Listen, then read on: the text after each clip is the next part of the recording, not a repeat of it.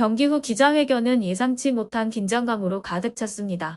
북런던 더비에서 아스널에게 0대1로 패배한 후 토트넘의 감독 포스테코글루는 충격적인 발언을 내놓으며 분위기를 더욱 얼어붙게 만들었습니다.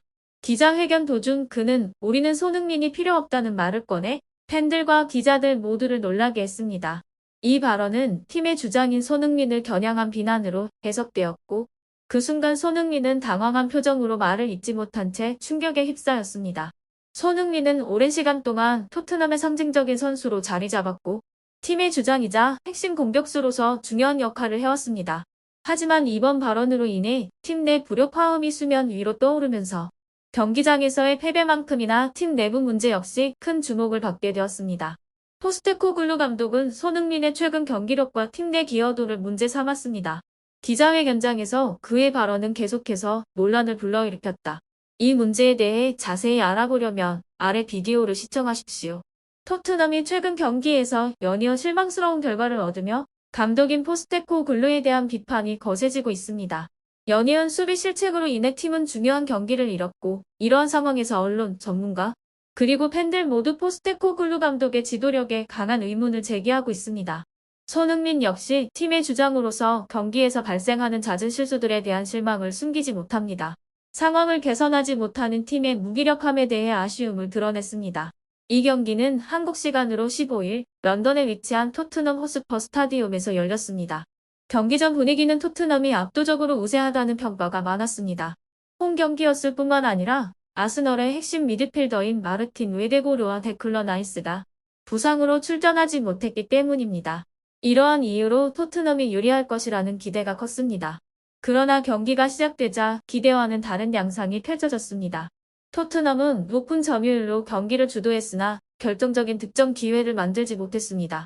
특히 상대 수비를 뚫고 나가는 과정에서 창의성과 날카로움이 부족했습니다. 아스널의 조직적인 수비는 토트넘의 공격을 효과적으로 막아냈습니다. 결국 후반 19분 토트넘은 아스널의 수비수 가브리엘 마갈량이스에게 코너킥 상황에서 실점을 허용하며 무너졌습니다. 이 실점은 팀에 큰 충격을 주었고 남은 시간 동안 완회하기 위한 노력에도 불구하고 골을 넣지 못한 채 경기가 종료되었습니다.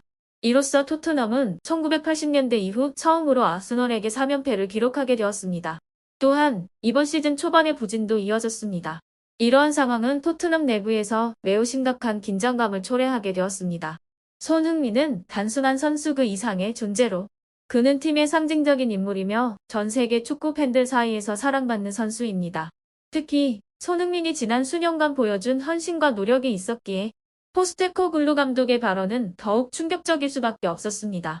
경기 후 기자회견에서 감독이 손흥민에 대해 언급한 말은 팀 내부의 갈등을 더욱 고조시켰습니다.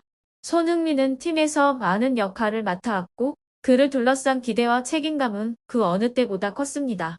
이러한 상황에서 손흥민이 필요 없다라는 발언은 그의 헌신을 무시하는 듯한 발언으로 해석될 수 있었습니다. 이는 손흥민뿐만 아니라 팀 전체의 사기를 저하시켰습니다. 손흥민은 경기 후 라커룸에서 크게 실망한 모습을 보였고 그의 동료들 역시 이 상황에 충격을 받았습니다. 이는 팀 내부에 이미 존재하던 긴장감을 폭발시키는 계기가 되었고 팀 분위기는 더욱 혼란에 빠지게 되었습니다.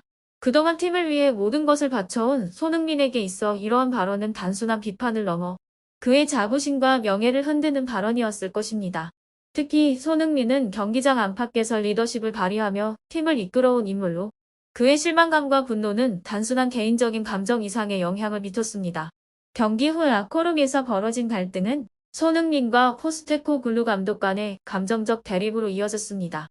이는 팀원들 사이에서도 긴장감을 조성하게 되었습니다.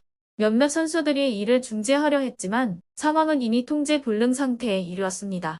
이러한 사태는 단순히 경기 결과나 감독의 발언에서 비롯된 것이 아니라 팀 내부의 깊은 갈등과 불만이 표출된 결과로 볼 수 있습니다. 손흥민과 같은 선수는 단순히 경기장에서의 역할뿐만 아니라 팀의 이미지와 상업적인 가치에도 큰 영향을 미치는 인물입니다. 만약 손흥민이 이번 사건을 계기로 팀을 떠나게 된다면 토트넘은 경기력뿐만 아니라 마케팅 측면에서도 큰 손실을 입을 가능성이 큽니다. 하지만 포스테코글루 감독은 자신의 발언에 대해 사과하거나 해명하지 않았으며 이는 팬들과 전문가들 사이에서 큰 논란을 불러일으켰습니다. 그의 헌신과 공로를 인정하고 있는 만큼 감독의 이러한 발언은 그들 사이에서도 불만의 목소리를 키우고 있습니다. 또한 몇몇 축구 전문가들은 이번 사건이 포스테코글루 감독의 리더십에 대한 심각한 의문을 제기하는 계기가 될 수 있다고 말합니다. 이와 같은 사건은 팀의 내부 갈등이 앞으로의 시즌에 어떤 영향을 미칠지에 대한 우려를 낳고 있습니다. 팬들과 언론은 토트넘의 미래에 대한 의문을 제기하고 있습니다. 감독의 발언 이후 팀 분위기는 한층 더 악화되었으며 선수들 사이의 신뢰도 역시 흔들리고 있습니다. 특히 손흥민과 같은 핵심 선수가 팀 내에서 이러한 상황에 놓였을 때 그의 향후 행보에 대한 관심도 높아지고 있습니다.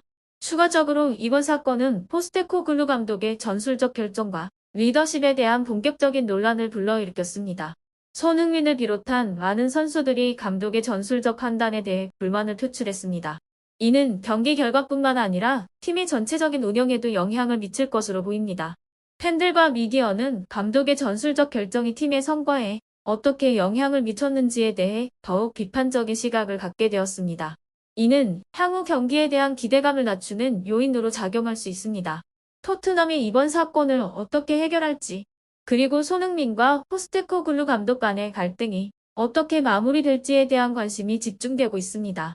손흥민은 이번 시즌 토트넘에서 중요한 역할을 맡고 있습니다. 전 시즌 주로 측면 공격수로 활약했던 그가 이번에는 해리 케인의 이적과 히샬리송의 부진으로 인해 공격수 자리에서 뛰게 되었습니다. 이러한 변화는 시즌 초반 손흥민의 성과로 이어졌습니다. 그는 17골과 10개의 도움을 기록하며 토트넘 역사상 5번째로 많은 득점을 기록한 선수가 되었습니다. 이처럼 시즌 초반 그의 활약은 빛났지만 시간이 지나면서 그가 중앙 공격수로서 보여준 한계가 점점 드러나기 시작했습니다.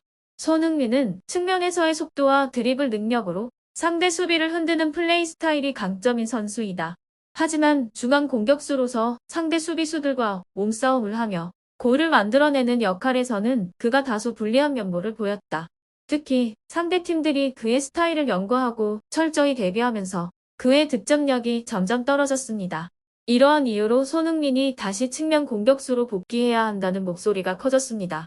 손흥민은 중앙 공격수 자리에서 여전히 어려움을 겪었으며 솔랑케의 부재로 인해 그가 혼자 공격을 이끌어야 하는 부담이 컸습니다.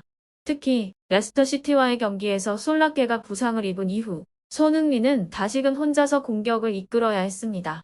그 결과 그의 경기력이 저조해졌습니다. 경기 중 손흥민은 몇 차례의 득점 기회를 만들었으나 마무리에서 정확도가 부족했으며 이는 팬들에게 실망감을 안겨주었습니다. 그 후 아스널과의 중요한 경기에서 손흥민과 솔랑케는 함께 선발로 출전했습니다.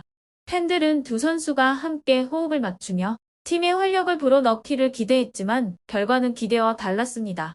손흥민과 솔랑케는 경기에 거의 영향을 미치지 못했고 두 선수는 단 한 차례의 유효 슈팅도 기록하지 못했습니다.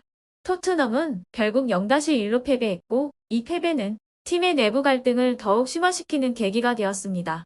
토트넘의 감독 포스테코글루는 이 패배 이후 전술에 대한 질문을 받았으나 그는 자신의 전술에 문제가 없다고 주장했습니다. 그러나 팬들과 전문가들은 손흥민을 중앙 공격수로 기용하는 전술이 실패했다고 지적했습니다. 손흥민은 공격수로서의 역할에 한계가 있습니다.